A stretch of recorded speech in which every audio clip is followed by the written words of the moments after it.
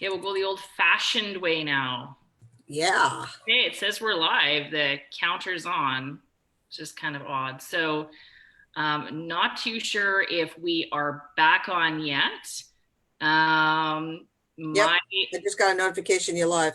Did we? Okay, so it doesn't Yep, seem we're we're live. good. Hello again, everyone. So seems like Facebook Live is having some technical issues that we're trying to work around. It seems like there's like a new little adventure. Oh, what's going on? That looks really strange. So In life. I'm seeing our live on there, but there's it looks weird. Okay, folks, I don't know what's really going on here. I'm showing it live. Yeah, does it look right like normal on your screen? It's blinking in and out live. There we go. I know there was like some other big picture up there or something. It's No, I'm not seeing that. very interesting. Okay, perfect. So hello everyone, we're back. Facebook Live is having some technical issues. Ro was saying that hers went down earlier. So yeah, this is what's happening. I guess we're all jumping on, and Facebook can't probably keep up with all of us. So that's cool. So It's part of life right now. It is, we have to adjust, and this is it. this is Yesterday I was on a live stream and I ended it and it would not stop. I'm seeing people still coming on when I have nothing to say because I finished and I'm just trying to stop it. It took about 6 minutes before it stopped. nice. Interesting times we're in, right? Well, it's like we'll get a sneak peek into everyone's life, right? We'll see what our stress levels truly are when things aren't working. And Oh yeah. it's like, oh, 2 weeks is one thing. When it's 4 weeks, 6 weeks. I know. I know.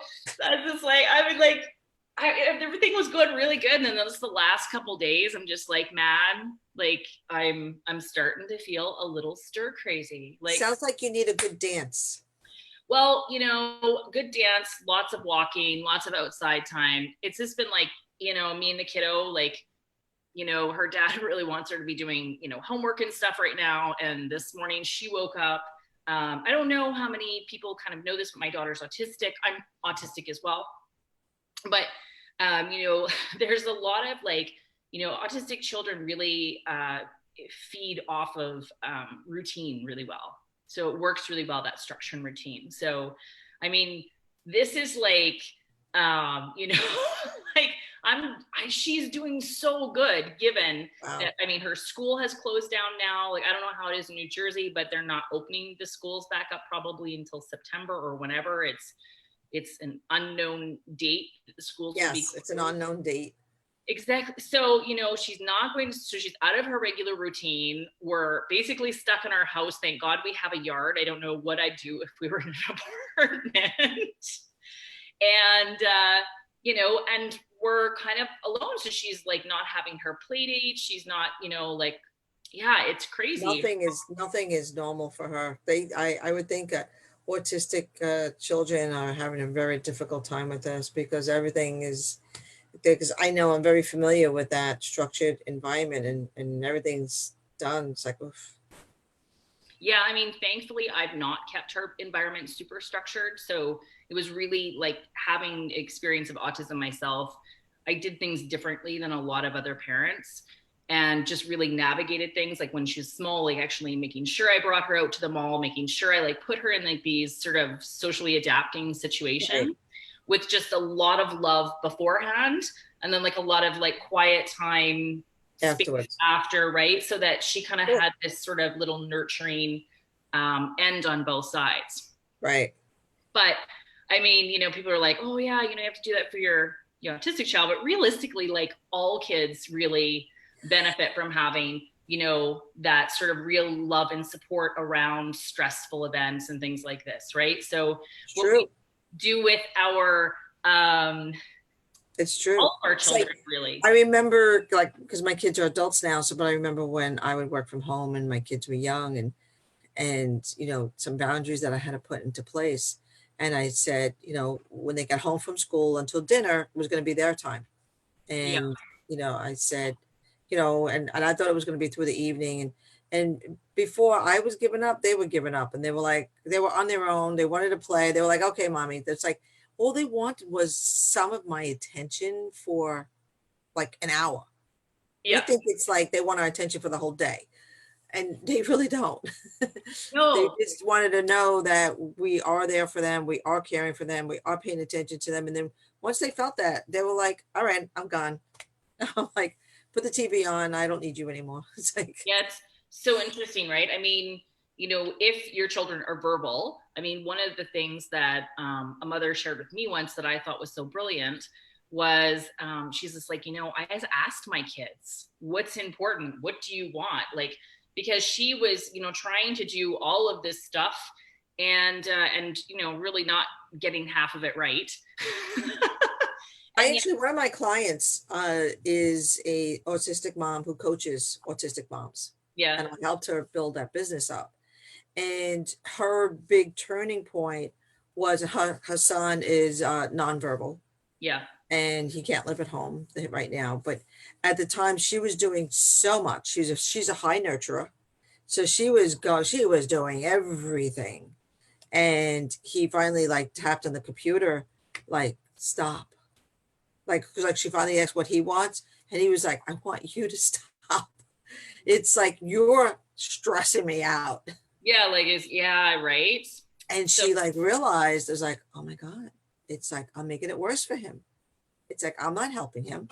I'm making it worse. And then she just changed everything all around. And that's why now she's coaching moms of autistic children.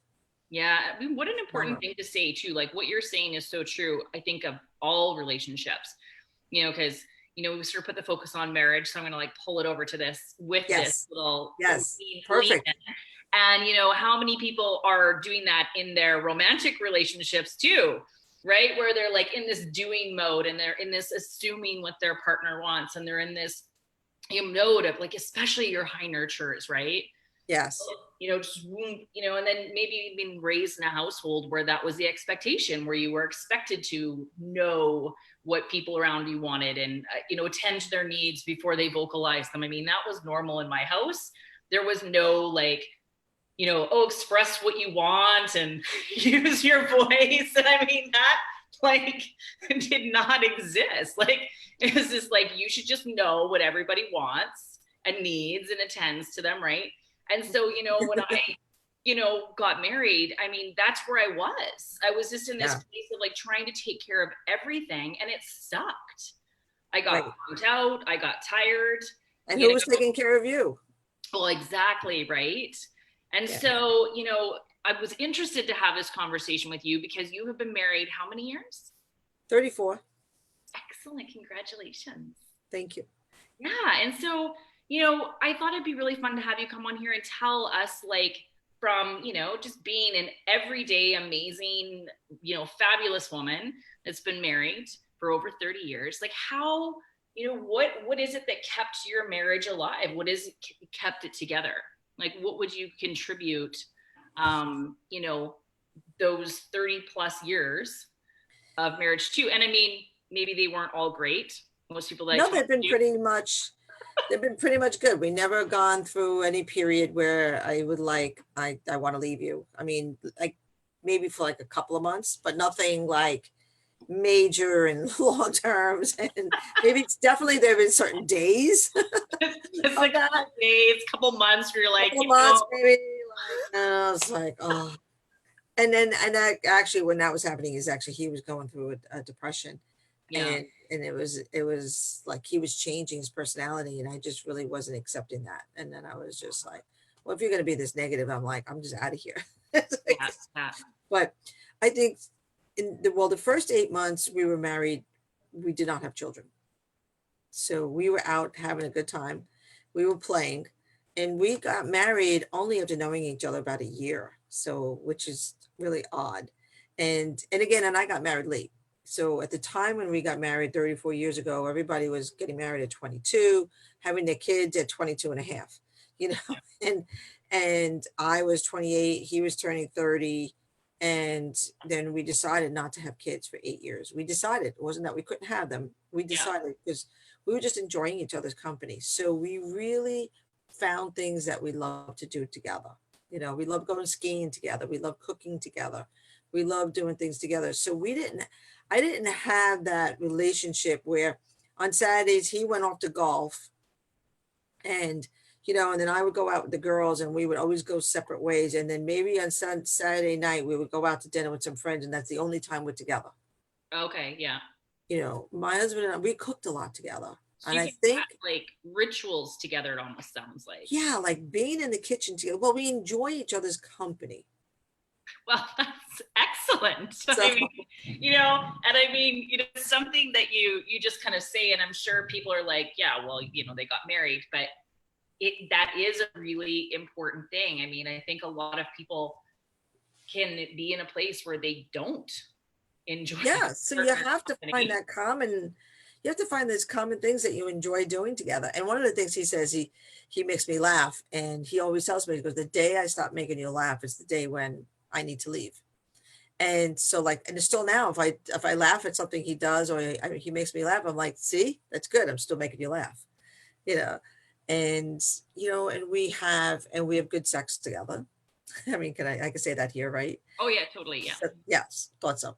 And that is, I just like figured I had like, to say oh, I'm with Leanne. I can say things. I can say things because Facebook will shut us down. But that is, and actually, he's always loved that of me. That we're equal partners there. Okay.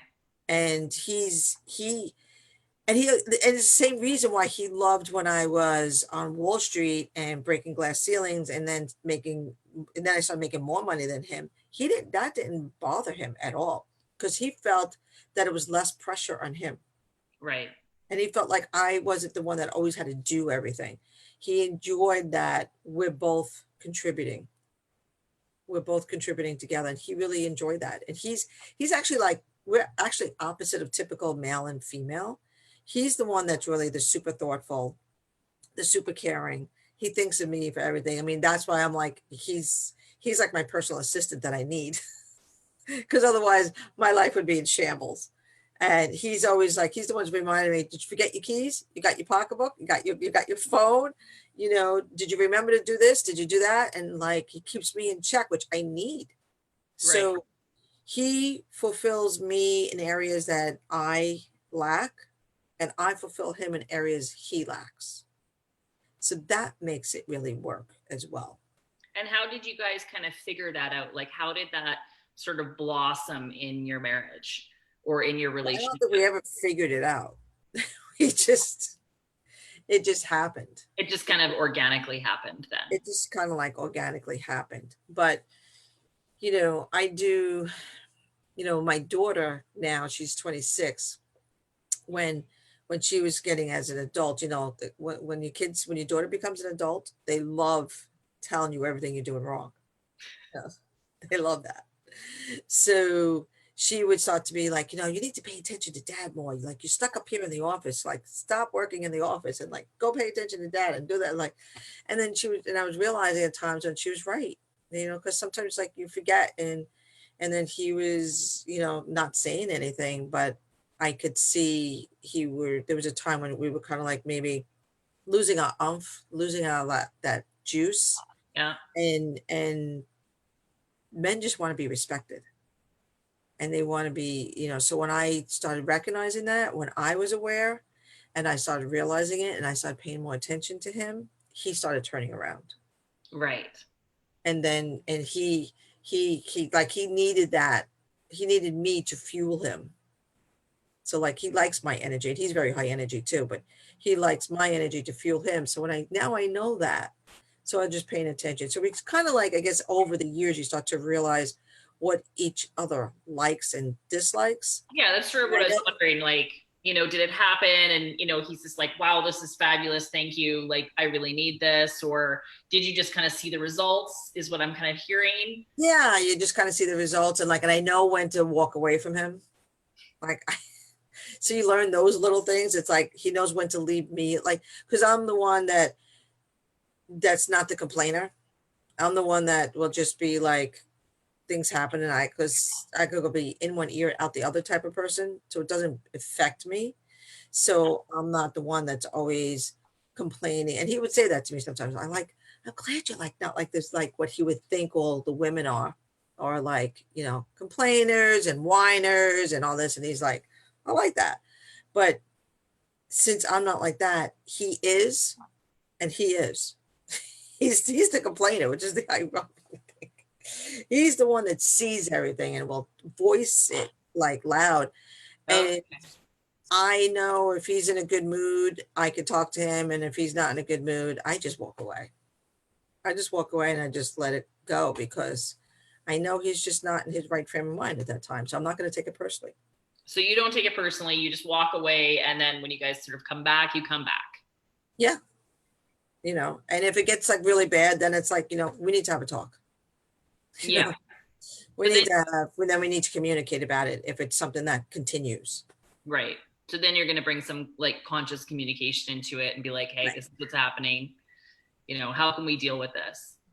Yeah. So it's interesting that you talked about when your husband got depressed. We've had a few questions on in the group sort of over the last couple of weeks about like, what do you do if, you or your partner is depressed or, coping with some kind of,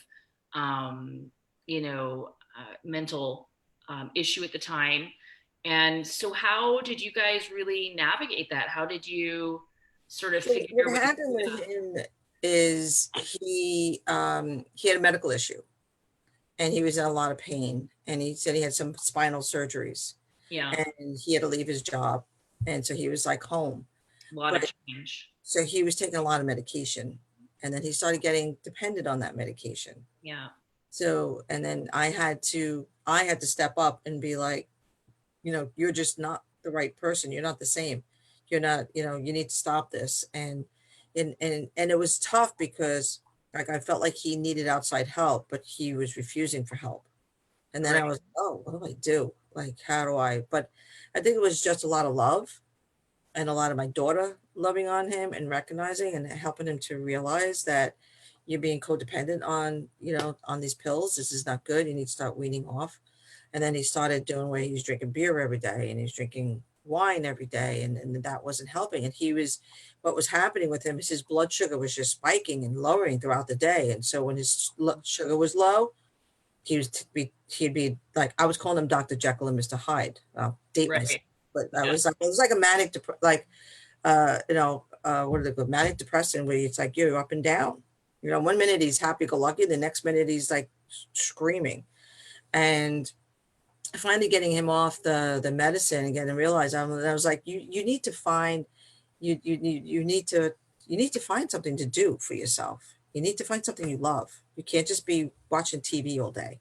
Mm-hmm. So it was getting him out, getting him into like activity and getting him and like, let's go walking. And then we joined the gym together. And the gym, that body movement is what he needed. And the body movement of the gym started giving him like better attitude. And then from there, we kind of just started like getting better and he started getting better. Do you guys still go to the gym together? We still go to the gym together. He gets me up early in the morning. I had to make a deal with him and that was my sacrifice. But I started at like with my cup of coffee going to the gym and now I'm an early bird. Now I'm getting up at 5:30. It's like, it's over a year that we're going to the gym together. And so now he's in good shape because he's only like, he's not overweight. But now his muscles are getting tight. And so he says, I just need the belly, he's got a little beer belly, which is not even much for most men at 64 years old. Yeah. And so I said, well, we need to go on a cleanse because, it's all food. It's not the gym. I said, it's all food. And he was like, so I finally got him where he was. And I've been trying to lose weight, but he cooks Italian. So forget it. It's another reason why I'm with him. He cooks, he cleans, he does all these things. And he says, so we're on a cleanse now together with the coronavirus. We're on a cleanse and we're eating and we're doing this stuff together. So it's a perfect time for it, right? I mean, you're stuck inside, there's tons of clarity that comes with cleansing and fasting. Yeah. It really mentally clears you up and energetically. So I haven't had a glass of wine in like a week, 2 weeks. It's like I'm like, oh. It's like, ah. But we're doing good. Even my daughter just said the other day, she goes, "You're both." She goes, "You haven't snapped at me either." She says, Oh, interesting. So your daughter's even seen like a shift with both of you doing this sort of cleanse and oh, "Yeah." nice. So the whole thing is not giving up. Really showing the love, not being afraid to speak up because I was holding back, and then it was getting worse and worse and worse, and then finally I was like, "Whoa." And I like put my foot down where it's almost like I'm not going to be able to live with you. We're not going to Yeah. be able to stay together. And then you kind of like, you got to make them realize it's like, I'm the quiet storm. But then when I roar, it's like, oh, she means it. She's serious. This is important. I got to listen. So that's been ours. Not saying that that's a good strategy for everyone, but that's, that's just, he's gotten to know me. We get to know after 34 years. And I'm still finding out stuff about him though. Yeah. So how was that? Because, I mean, the thing that I've noticed about couples that stay together long term and really make it work is, they have like essentially almost like a date, like a conscious commitment to each other. So it's like they're waking up and they're like this is the person they've chosen. This is the person they choose to spend their time with. This is who they want to be with. This is who they enjoy being with. You know, even on the crappy days, there's still like a choice, Yeah. to be there, to, voice what they need to voice so that things don't end up, in the muck, you know, Yeah. and, and where was I going with this? Um, What you've seen with couples over the years. yeah. There was another, like, this was the point that was speaking to yours. Oh, well, I've lost it. Continue Okay. on. Yeah. Um, But yeah, he still shows affection towards me. He's still like, these are all these little things that you think would only be the first few years of marriage, and that has to continue. When yeah, we don't live separate lives in the same house, that does a lot of marriages, unfortunately, are like that. And especially in my generation, in this era, that they're like that, and we're not. It's not like we just go, well, we know we're never going to get divorced. We're going to stick together. So you go your way, I go my way. And I've seen too many couples do that. And we don't. We still do a lot of things together. And that's what keeps the juice flowing. yeah, totally, right? Like you actually like it kind of sounds like you've continued to find things to do together, find new interests together, find things that you can what I call experiential intimacy, when we're able to experience something with somebody, right? And Yeah. you're in it. There's something really powerful about having new experiences together and Yeah. finding new avenues and new, pockets of um things that you guys like and enjoy together, right? Yeah. Like this whole new cooking, situation that we're doing. We're now it's a lot of chopping. It's all fresh food. So it's a lot. It's like we're cooking 2 meals a day. It's a lot of work. It's like, oh my God. It's like, I said it to my sister. She goes, tell me about it. It's like, with this coronavirus, doing a lot of cooking. But it reminds us when we were first married, we would cook a lot. We Right. would put on like loud music, would be drinking our wine, and would be cooking and, having a good time. Let's say we always said we don't need anybody to come over to have a good time. We could have a good time with each other, So this cooking now it's like, oh, this is like, it reminds me when we first got married, and it's that feeling is like coming back. So we're like, oh, this is like, I like this. This is good. Yeah, it's so interesting. I think that was like the biggest myth ever that I see a lot with people, that they're concerned, that they just think that if you're in a long-term relationship, you can pretty much expect it to never be as good as it was. You can expect there not to be the spark. Like it's almost like people like literally resign themselves to that is how marriage is going to be before they even walk down the aisle. Like, Right. this is what's going to happen eventually. And and it's so not true. And neither one of us are like that. So I think maybe that's why that's helped with us, because we're not into that expectations. We Yeah, right. put a lot on that. And it's like, we like, matter of fact, we like the unknown. Both him and I, that is like, we're both at risk. We're both risk takers. There's good and bad with that. but it's As with everything, right? it's getting better with that. But sometimes I wish it's like, well, can't one of us be like calm and normal? Be like, but it does, yeah. You have to, you got to still be doing that and not having this like, oh, even like, we're both in our 60s, and it was like, we're like, is this what it's supposed to be like in 60s? It was like, well, we don't know because we're just doing it for the first time.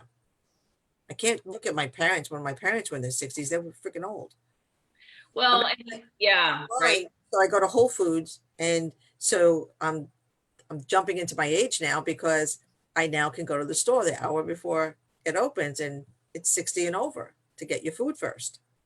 So I went online for the first time. We just did this yesterday, and I'm looking. I said, I want to look at everybody else and see if they look like 60 or not. Like, I want to see what 60 and 70 looks like. And I'm like, and like, sure enough, I'm saying, my husband, I look at it, goes, we look like the youngest people here. And I'm like, yes.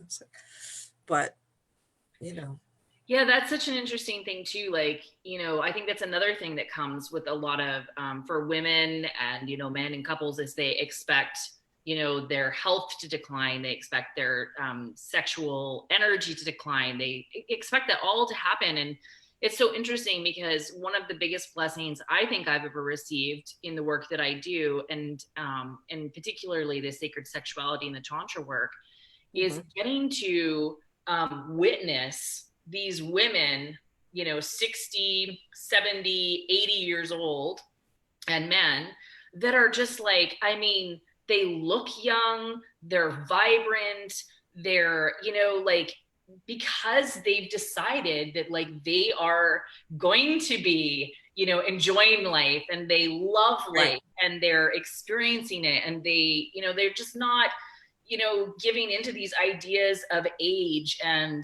health Yeah. issues and all of this. And they're so amazing. Like, I'm like, like these women, I mean, they're having better sex lives than most women in their 20s.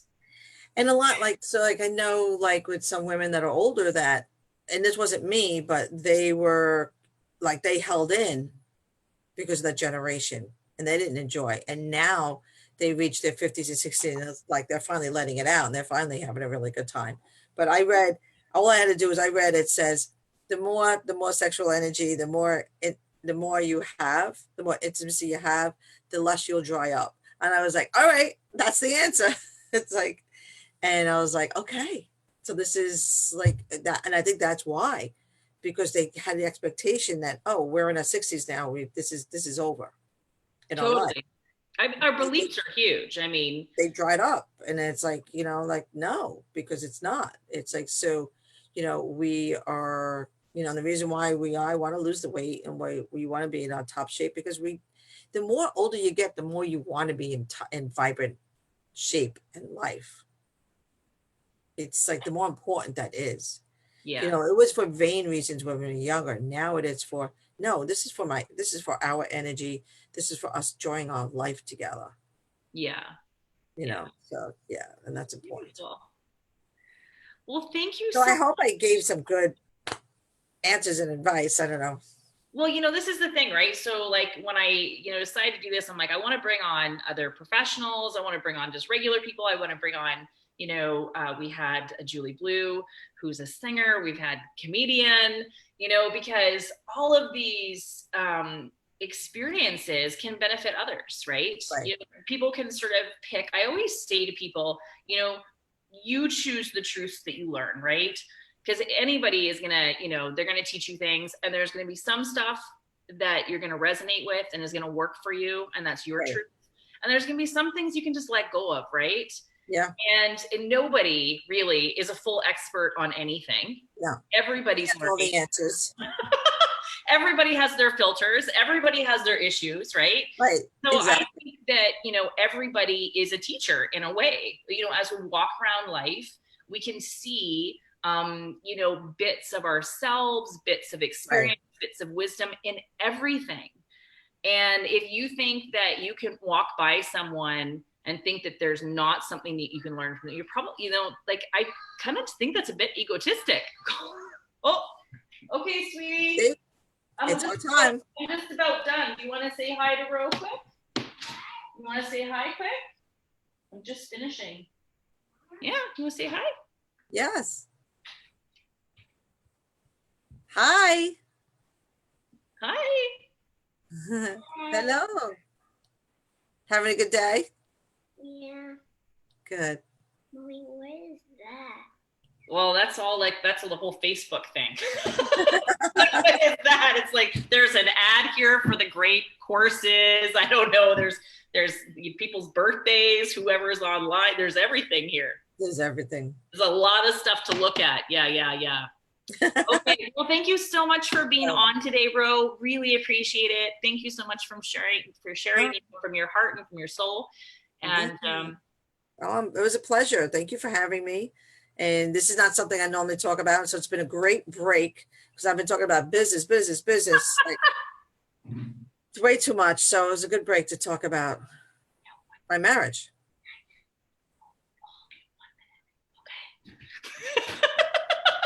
Something that I don't think and recognize that, like, oh yeah, we're married 34 years and it's been a pretty good 34 years. There's got to be something in there.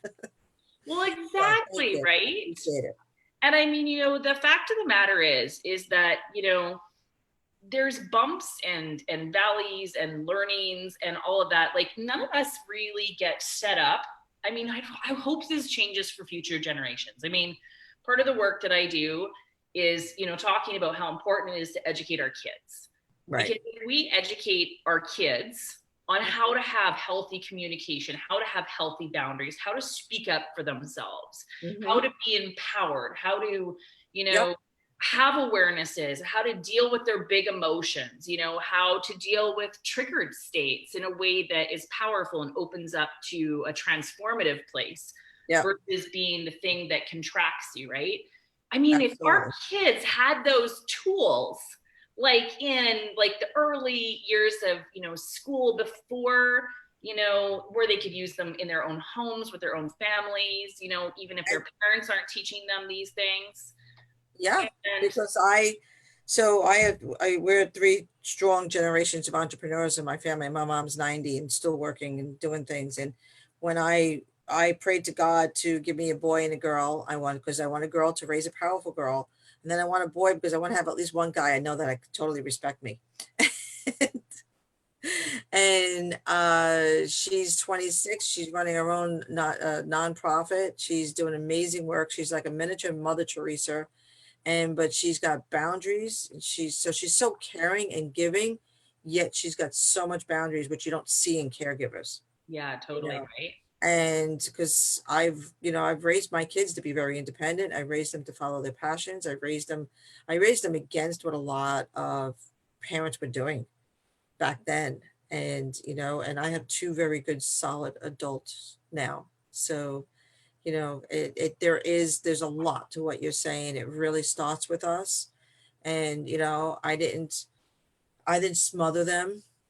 I didn't go in like, they forgot their homework. Mom, come please. And I didn't go running. I'm like, no, you suffer the consequences, that kind of thing. Natural consequences.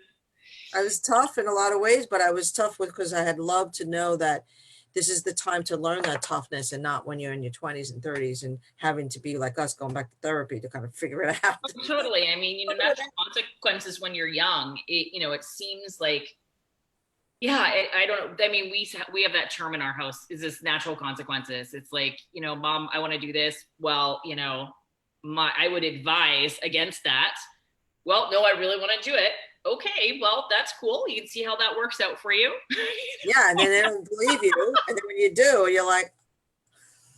But it's so great because rather than being like this parent that has to be like this enforcer, instead she's learning and growing and adapting on her own, learning to make those choices, learning like, if I do this, this is where it leads, right?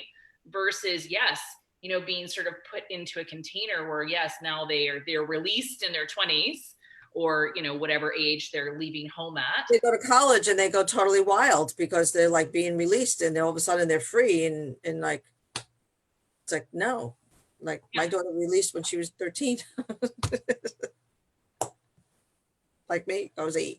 But anyway, so that's another conversation for another time. But yes, I love that you do that, and you're talking about that and having those conversations about that, because it is so important and so true. Yeah, thank you.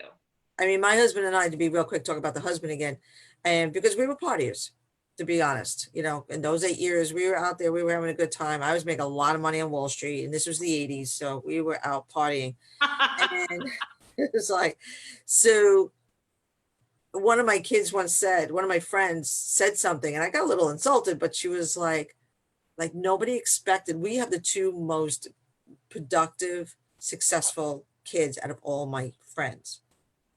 And there was like, nobody would have guessed that Dennis and Rose kids would have been the ones that would be like doing really good and doing really bad. Like they would probably, the way we were living our life, they thought we would have the kids that would be like the major issues in life. And neither one of them has any issues. Even my son during teenage, he was like, I was like amazed. So it sounds like you guys, interesting. yeah, but it sounds like you guys like kind of made a conscious choice to really just do what you were going to do and, live that, time in that period, and then consciously have your children after, versus let's get married, let's have kids, still kind of being in that mode, and then not really being fully grounded in that parenting role, right? Yeah, and his father passed away suddenly at 67, so that was our wake-up call to be like, all right, what are we doing? I'm like 35 years old. They're like, we need to start getting moving here. But it also was that we were very laid back in raising our kids. We weren't like as strict as most people are, and we were just did it our own way. And that's why most people we went against the norm, and our kids turned out fine. Well, I think it's important for parents to find like their natural rhythm. There's so much great advice and things like this, but you have to be who you are. Like if you're not being in your authenticity and you're not being who you are with your children, they're going to learn that from a very young age, that it's not okay to be who they are. And we all have different preferences. We're more, strict about this thing, or we're less, or we're, and, I think as parents, we can, almost celebrate and honor that we do all have differences. Yeah. And I didn't allow our kids to change our lifestyle. We didn't sacrifice our lifestyle for the kids, where a lot of parents do. That's the other thing I think that kept us together. We kept our lifestyle going, and we brought them into our lifestyle. Mm-hmm. So we took them out to dinner with us. We took them, we had the big family event and took them out. So like they enjoy being with us, and we enjoy being with them. And we've been doing that since they're teenagers. Yeah.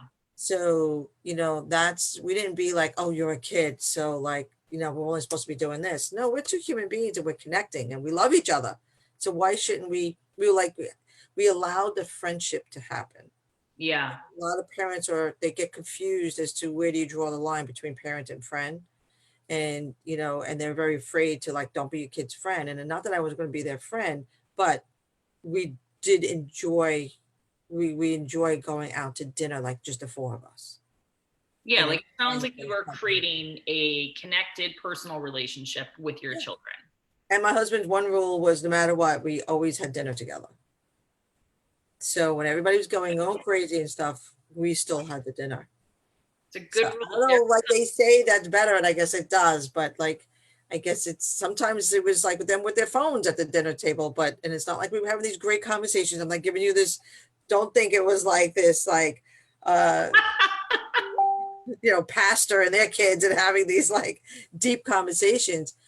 Sometimes we're just there. But that's good to know, because I mean, mine's 7, and I mean, we're hitting that space where now she's like, she is. We always, same thing, always have dinner together. It's a non-negotiable.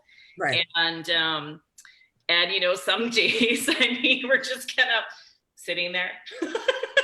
It's like, wow, like, am I doing my job right? Like, is this okay? But, then I'm like, whatever, like, life is not made up of, this one, it's made up of an accumulation of moments, right? Yeah. The accumulation of your children knowing that you're always there for them, even if that means you're going to sit at the table and no one's going to say a word.